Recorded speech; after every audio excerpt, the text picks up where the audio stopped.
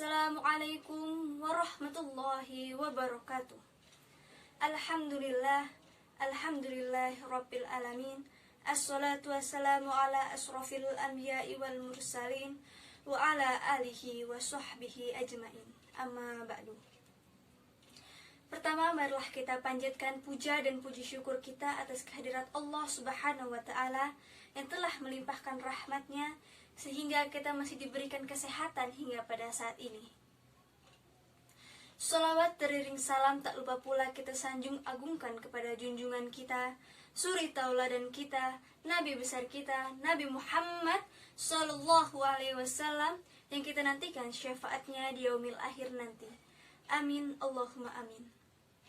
Kepada yang terhormat Ibu Nurlaili SAG MA selaku dosen PPI Prodi Perbankan Syariah kelas C semester 4. Perkenalkan, nama saya Bunga Nitami, NPM 1951200033, yang insya Allah pada video kali ini akan menyampaikan sebuah ceramah singkat mengenai tugas utama manusia di muka bumi ini. Di dalam Islam, manusia adalah makhluk yang diciptakan paling sempurna di antara makhluk lainnya. Manusia diciptakan oleh Allah untuk menjadi khalifah di muka bumi ini. Pada saat lahir, manusia membawa kemampuan yang disebut dengan fitrah. Fitrah inilah yang kemudian disebut dengan potensi yang dimanfaatkan bagi manusia yang berpikir guna pemenuhan kebutuhan hidupnya. Selain dibekali dengan fitrah, manusia juga diciptakan dengan diberikan akal dan hawa nafsu, yang membedakannya dengan makhluk-makhluk lainnya yang ada di muka bumi. Manusia diharapkan lebih menggunakan akalnya sebelum menuruti hawa nafsu yang dimilikinya, agar tidak terjadinya sesuatu yang berbahaya dan merugikan dirinya sendiri maupun orang lain. Bumi menjadi tempat manusia tinggal.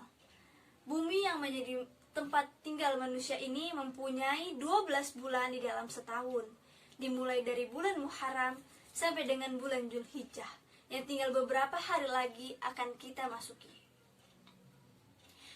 Ini merupakan momentum yang sangat tepat bagi manusia untuk bermuhasabah dan mengingat kembali tugas utamanya agar dijadikan pelajaran dan mengambil ibrah di dalamnya dengan tujuan agar menjadi lebih baik lagi pada tahun setelahnya. Lantas, apa sebenarnya tugas manusia? Allah Subhanahu wa ta'ala berfirman di dalam Quran surat Az-Zuriyat ayat 56 yang berbunyi, A'udzu billahi minasyaitonir rajim. Bismillahirrahmanirrahim.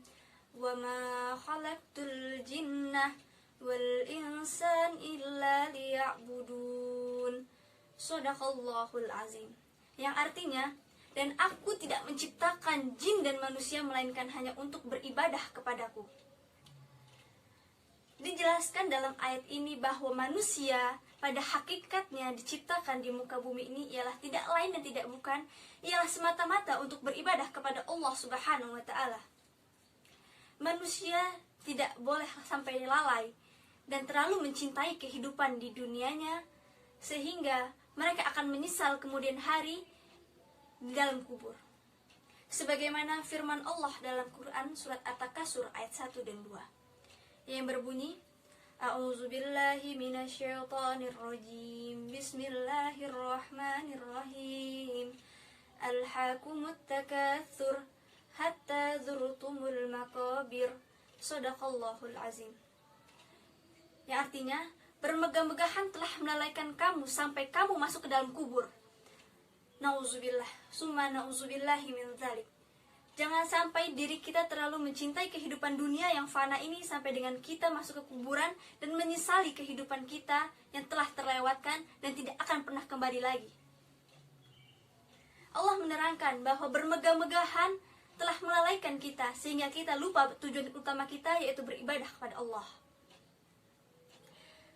Lantas, apa janji Allah terhadap manusia? Di dalam Quran surat Al-Luqman ayat 33, Allah telah menjelaskan tentang janji Allah tentang surga dan neraka. Sebagaimana yang artinya, Sungguhnya janji Allah adalah benar. Maka janganlah sekali-sekali kehidupan dunia memperdayakan kamu, dan jangan pula syaitan memperdayakan kamu dalam menaati Allah. Untuk itu, kita selalu harus menanamkan kecintaan kita kepada Allah, meningkatkan keimanan kita kepada Allah, agar kita tidak lalai terhadap kehidupan dunia hingga melupakan tugas utama kita. Karena sungguh siksaan di dalam neraka itu sangatlah pedih, sedangkan kehidupan di surga itu sangatlah indah.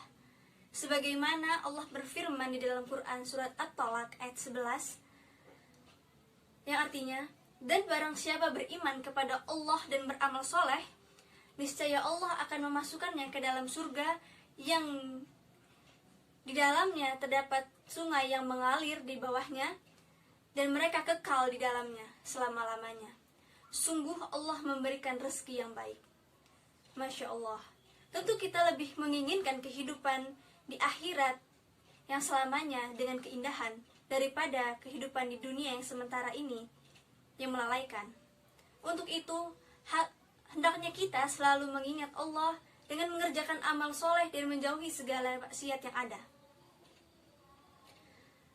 Untuk itu, Allah mengajarkan kita agar meminta dan memohon diberikan kebaikan di dunia maupun di akhirat, dan menjauhi kita dari siksa api neraka. Sebagaimana Quran surat Al-Baqarah ayat 201 yang berbunyi, A'udzubillahi minasyaitonirrajim, Bismillahirrahmanirrahim. Wa minhum may yaqul Rabbana atina fid dunya hasanah wa fil akhirati hasanatan wa qina adzabannar. Shadaqallahul azim. Yang artinya, dan di antara mereka ada yang berdoa, Ya Allah, ya Tuhan kami, berilah kami kebaikan di dunia dan kebaikan di akhirat kelak, serta peliharalah kami dari siksa api neraka. Ini dapat kita jadikan doa sehari-hari, agar kita senantiasa dijaga dan diingatkan untuk selalu berbuat kebaikan dan mengerjakan amal soleh untuk kebaikan di akhirat, serta terpelihara dari siksa api neraka. Amin, Allahumma amin. Kesimpulannya ialah, tugas utama dari manusia di muka bumi ini ialah tidak lain dan tidak bukan ialah semata-mata untuk beribadah kepada Allah. Kita jangan sampai lalai terhadap kehidupan dunia, karena keduniaan adalah sifatnya fana. Allah menjanjikan adanya surga dan neraka, dengan segala keindahan surga dan siksaan di neraka. Surga adalah tempat bagi mereka yang senantiasa mengerjakan kebaikan dan beramal soleh selama di dunia. Untuk itu, hendaknya kita selalu berdoa agar diberikan kebaikan di dunia maupun di akhirat dan dijauhkan dari siksa api neraka. Sekian yang dapat saya sampaikan. Apabila terdapat banyak kesalahan, saya mohon maaf. Kepada Allah saya mohon ampun. Saya akhiri. Wassalamualaikum warahmatullahi wabarakatuh.